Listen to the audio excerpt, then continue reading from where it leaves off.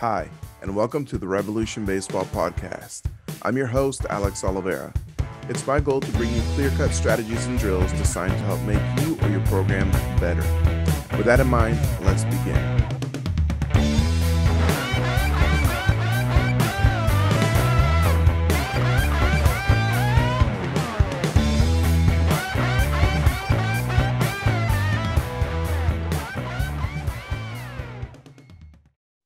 All right, so this week you're going to get another 2-for-1. So I am actually going to share some game card stuff with you, organization things that I've done to help my guys to be able to communicate with each other, as well as for me to be able to communicate with them about what I want, what I expect. Um, so I'm going to share that with you today. And then I'm also interviewing Dell Leonard Jones, who is an author. Uh, that'll be hopefully sometime this week.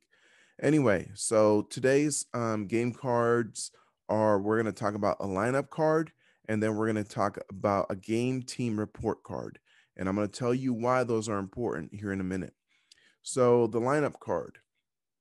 I really like to be organized in everything that I do. Uh, and I'm sure a lot of guys feel the same way. Um, and so this is my lineup card, and this is one that I use for. This is one that I use for multiple teams, so my select teams, um, or in my dugout at the high school level. So obviously, everything here is pretty much the same. It's got my team emblem. If you want this, I can send it to you for free. If you want it customized, we'll have to talk about that. But basically, this is pretty simple. It's got the date, opposing team, our team lineup, um, the bench, and the pitching rotation that I have for that day. Coaches go down here. Then this is where it gets a little bit interesting. So I'm sorry. So defensive signs and calls.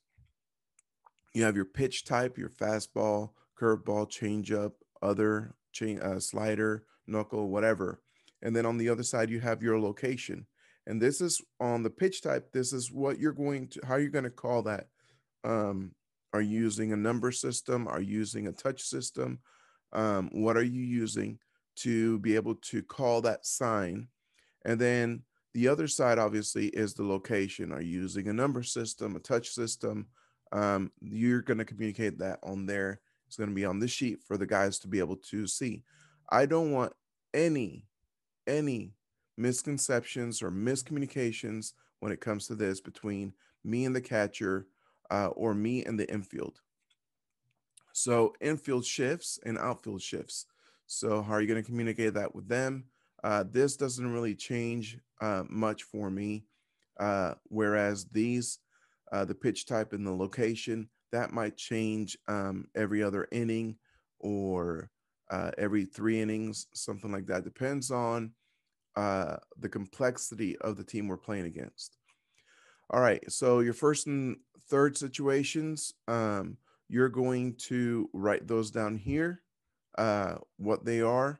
And I usually type them up, and that way they're nice and pretty when they're in the dugout. They're printed. So that's just me. Um, and like I said, this is in the dugout somewhere where the guys can see it. Picks. How are we going to call our picks from first, second, third, or who's going to call them? That's going to be written down here. Timing plays, same thing here. Um, then this is our pitcher tendencies. And you have the name of the pitcher here. Hopefully you're not using 4 pitchers, but sometimes it happens. What are their times to the plate when there is a runner on? So you're going to write those down here. Are they being predictable? Are they always going pitching on U? Are they pitching on C? Are they pitching on L or A? What are they pitching on? You're going to mark down their predictability here. So this is per inning. You're going to cross out however many times they're going on a certain pitch. That way they can come back and they can see, you know what, I'm being way too predictable. I'm always going on C or L or A, whatever. Then this would be where you write down the catcher pop times. Um, so in a game, usually the pop times are a little bit higher. So this is a good thing for them to see because a lot of guys think, well, I'm 1.8 or 1.9 or 2.0. Well, that's a great thing, but in a game that changes. So this is going to be a good way for them to keep in mind that they need to improve. Then you have offensive sign calls. So here are my indicated signs, and here are my non-indicated signs. And I'm going to write that all those signs down here. That way, they're able to understand. And if I want to change these, I can, obviously. But so I'm going to literally write all these down here. Uh, my indicated signs and my non-indicated signs. That way they know um, when to hit and run, what the sign is, what the bunt sign is. And notice I only have one bunt. I don't really have a sacrifice bunt, um, or I don't really have a drag bunt sign. I just have one bunt. But if I wanted to put different bunt signs here, I would do that here, obviously. Um, Game indicator and close. So if sometimes we coaches like to use the sandwich system. We open with an indicator and then we give the sign and then we close. So this would be what you would write that down as. Um, that way they can see what it is. And if you wanted to change it in between innings, you would literally write that there. Pitcher predictability. So this is, or when they're trying to pick you off. So are they always trying to pick you off on C? Are they always trying to pick you off on U? So we're going to write that down and we're going to write a P for pickoff, or we're going to slash for a pitch. And so we're going to keep track of that on the pitchers as best as we can. We're trying to because we're trying to run on predictability. We're going to use the pitchers' predictable habits to try to go. And then pitchers' time to the plate communication. And here you got if he's quick, how are you going to communicate that with your base runners? If he's a medium speed, how are you going to communicate that with your runners? If he is a slow guy, how are you going to communicate that with your runners? Um, so you can make these obviously as easy or as complicated as you want. I try to be funny sometimes, so um, I like to include humor in the game. We need it sometimes. And then catcher pop times. Are they under 2.0 under 2.0, or are they uh 2 or above? So that's how two of the things that I share. And then let's see if I can get it to come up. Then this is the team report card. Now, the team report card, this is great for communication with this is great for communication with the players. This is before you talk about this before the game, what you expect, and then after the game. This also is going to be dependent on who you are playing. If you're playing a tough team, the numbers that you write down here are going to be different than if you're playing a team that's maybe not so hot. All right, so this is the way it works, and this is in lieu of a lot of coaches. What they like to do is they sit the end of the end of the game on a bucket, and they're like, "Well, guys, you know what? We owe it all to Timmy. Timmy's the one who carried us. Thank you guys for showing up, but Timmy's a real dude, and that's not a team. That's not team bonding. We just said, that dude just saved our butts, and we owe it all to him. And I know that that does happen. However, that is not a team mentality. Baseball is a team game. So you would write down the game number right here. So if it's game one, game two, game three, right here, and then it's we're trying to reach the number 21. So at the end of adding all of these up, they're trying to reach 21. And what you're gonna notice as you play these games and you tally up these numbers, that the closer you are to 21, the most likely you have won that game.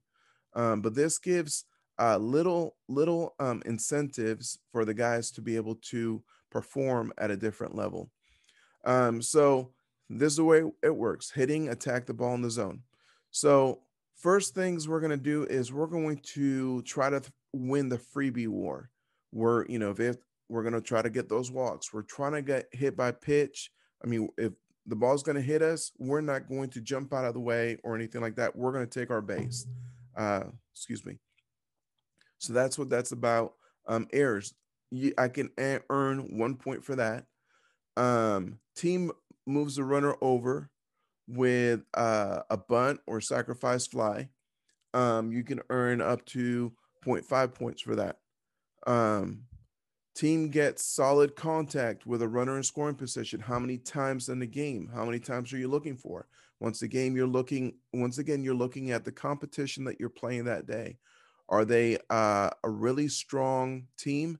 Then you're probably gonna need uh, you know, two or three some solid contacts with runners in scoring positions to try to win this game.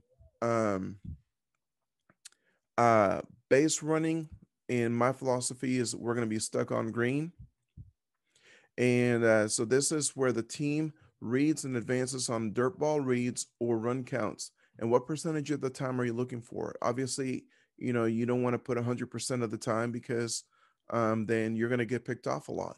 Um, so 80% of the time, and so you're looking at those things, you're writing those down, keeping track of how often are you stealing. Executive 100% executed base running signs. So if you give a sign, then is a team executing that 100% of the time, or is a team taking a secondary lead 100% of the time? So this is weird. I've got a bird right outside my window who decided he wanted to come out here and be part of the podcast today. Um, so that's cool. All right, team energy. This is where my value system is actually higher. So you're actually going to gain more points by doing this kind of stuff because to me this translates in a game. Uh, so the team energy, relentless positive energy. That's kind of the motto that I go with. No matter if everything is going great or everything's going bad, we're gonna be relentless. We're gonna have positive energy, and we're gonna get better. Um, so here are really easy points that they can get on or off the field for the infield in five or less seconds. Um, or for the outfield, on or off the field for the outfield in less than 9 or less seconds. So that's an easy 2 points. Um, Run hard to first base on a ground ball, pop up, or foul ball. How many guys do we see watching the ball, the fly ball, and then they're like not even a third of the way to first base when it's not caught. So that's one of the things that I really irks most of us coaches. And so this is a way for them to remember, hey, you know what? I got to get going. Team energy was high despite whatever the score says. So whether we're up by a lot or down by a lot, or whether the game is close, we want our team energy up. What I've noticed is when we're winning by a lot, or when the game is close and we're winning, my guys in the past tended to be like all in the game. When we're getting stomped, Well, their heads are down. The first error of the game or the first hit of the game, they already quit. So I don't want that to continue, and so I want them to have that high energy despite whatever the score says. Um, I want them to fight. I want them to fight hard throughout the game. Uh, Rebound after a strikeout or an error. I can't tell you how many times there's a strikeout and everybody knows going back into the dugout. Hey, you know what? We've just lost this game, and it's like the third inning. We still have five more innings to go. So I don't like that. I don't want that to happen. So we want, I want a positive rebound after something like that, or collectively an error happens on the field and everybody's heads just go down, you know. And obviously that's part of me as well as a coach. You know, I want to make sure that I have a positive attitude with these guys. Um, that way they're feeding off of me, but at the same time, this keeps them accountable. The bench was not used during the game because we don't have bench players. So one of the things that I tell my guys is if there is a scout on the stands right now and you're sitting down, do you think he's going to be scouting for bench players, or do you think he's going to be scouting for guys that are into the game and ready to go? So that's just my philosophy. When scouts are not going to be coming to a game to see bench players, so don't be one. I don't want them to use the bench. I'll allow the catcher to sit down when he needs to, especially after a long inning. But when there's action, I want it popping. All right, pitching to contact. So my pitching philosophy is 1-3-5-15. First pitch strike, uh, get ahead in the count in three pitches. The hitter is on base or sitting down in five pitches, and then we're out of the inning in 15. So, but I also want the guys to try to find barrels, and I want them to find barrels and give them bad contact. For instance, a weak ground ball somewhere or a pop fly. Those are weak hit balls, and those are the ones that I'm really looking for. So I'm looking for that bad contact. Is it going to be 80% of the time, 70% of the time? What is it going to take for me to win that, for us as a team to win that ball game? Had to correct my language there. Then the pitcher only allows how many base on balls or how many hit by pitches. How many are you? What is it going to take for you to win the ball game? Obviously that one's we all of us coaches want to write down zero on there, but that's unrealistic. So think about your game, your competition, who your starter is, who is their relief, who's coming in behind them, and write down a plausible number there, something that can happen. All right, pitcher holds a runner at first base. What percentage of the time? All right, so here's my philosophy on that. I do not want the guys. It's not just the catcher's fault to try to get that runner out at second base, okay, or at first base or any bases, okay. And I do want the catcher to control the running game, and that's further down as you can see. But at the same time, it's the pitcher's responsibility to think about that and to change their predictability. So that's what that's about. And so this is going to be a high number 90% of the time, 85% of the time, 95% of the time. You know, um, I want I want the pitcher to give the catcher a chance to be able to throw him out. All right, fielding, get the out.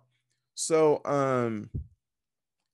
you know, I thought about this a lot, and we're all going to make errors. Even the guys at the highest levels of the game, they still make errors. So that's going to happen. That's part of the game. What is not part of the game is when you shut down after an error, mental error. Things like things like there's a runner on second, the ball is hit to short. The shortstop fields it, or I'm sorry, the ball is hit up the middle, the shortstop fields it, throws to first base, and the first baseman falls asleep. So the runner comes in to score from third base because he catches the ball and then he's tossing it around the horn. Well, you know what? That's a mental error, and it's happened. Or or basically mental errors are things where somebody is stealing off of us because the pitcher and catcher are not paying attention. Um, little things like that, those kind of things really bother me. So team allows only one mental error in the game. So, it's going to happen. Mental errors do happen, but they shouldn't happen often. Okay. And then finally, catching, control the runners. And you want to think about your catcher. How many runners are they going to try to get out on second base that day? You're going to give them a chance to either tie that number or beat that number. And then allows how many pass balls. Pass balls are part of the game. Obviously, we all want to write down zero, but we also know that they happen. So this wants to be a low number as well. Um, going back to throwing out base runners, give them a realistic number, something that after the end of the game, they can feel good that, hey, you know what, I reached that number or I super exceeded that number, and I was able to be successful. Well, that is it for today. Thanks for listening, and please share, like, and leave a comment or feedback. If you can send me feedback, my bird is back. Um, if you want to send feedback, send it to revolutionbaseballpodcast@yahoo.com. I really thank you so much for your time, for listening to my podcast. I do have some really cool guests coming on in the next few weeks. One starting this week. And I can't wait to interview him. He is an author of a book, and it should be a lot of fun. Anyway, so I'll see you next time. I want to wish you luck because the season has already started here in Texas, and I'm sure in other states it'll be starting soon. Thanks again, and I'll see you next week.